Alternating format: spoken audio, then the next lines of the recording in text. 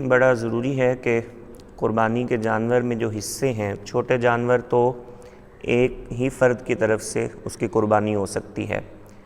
اگر گھر کے 2 بندے یا 3 بندے صاحب نصاب ہیں اور تھوڑے تھوڑے پیسے ڈال کر بڑے جانور میں ایک حصہ خرید لیں یا چھوٹا جانور ایک خرید لیں تو پھر کسی کی بھی قربانی نہیں ہوگی۔ صاحب نصاب کے لیے ضروری ہے کہ وہ اپنا ایک حصہ یا ایک چھوٹا جانور قربانی کرے۔ تو 2 یا 2 سے زیادہ بندے مل کر اگر ایک چھوٹا جانور ذبح کرتے ہیں تو کسی کی بھی قربانی نہیں ہوگی۔ اسی طرح بڑے جانور میں اگر 7 سے زیادہ حصے ہو گئے، 8، 9، 10، تو اس صورت میں بھی کسی کی بھی قربانی نہیں ہوگی۔ بڑے جانور میں زیادہ سے زیادہ 7 حصے ہو سکتے ہیں، کم سے کم کی کوئی مقدار نہیں ہے، 6 ہوں، 5 ہوں، 4، 3، 2، ایک بندہ بھی بڑا جانور اپنی طرف سے ذبح کر سکتا ہے۔ اس میں جفت اور طاق والا بھی کوئی چکر نہیں ہے کہ اگر 7 سے کم ہو تو وہ طاق ہوں یا جفت، یہ بھی کوئی مسئلہ نہیں ہے۔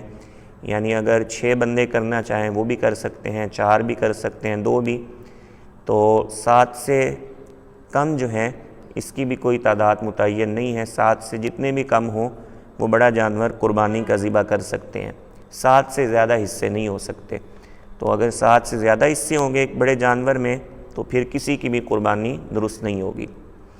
بقیہ قربانی کے جانور کی جو کھال ہے وہ اپنے استعمال میں لائی جا سکتی ہے، بقیہ اسے بیچ کر پیسہ جو ہے وہ اپنی ذات پہ خرچ نہیں کر سکتے۔ اسی طرح جانور کی متعلقہ چیزیں، اس کی رسی، سنگلی وغیرہ یا اس کے جو ہار وغیرہ ہیں، تو ان کو بھی بہتر ہے کہ صدقہ کر کے اس کی رقم جو ہے وہ غرباء میں تقسیم کر دی جائے، یا تو وہ چیزیں ہی صدقہ کر دیں غرباء میں یا انہیں بیچ کر اس کی قیمت غرباء میں صدقہ کر دیں۔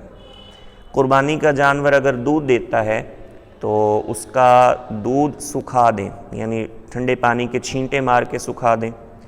یا پھر دوسری صورت یہ ہے کہ اگر دودھ نہ نکالنے کی وجہ سے جانور کو تکلیف ہو رہی ہے تو دودھ نکال لیں اور دودھ صدقہ کر دیں۔ آپ اس کا دودھ جو ہے وہ خود استعمال نہیں کر سکتے۔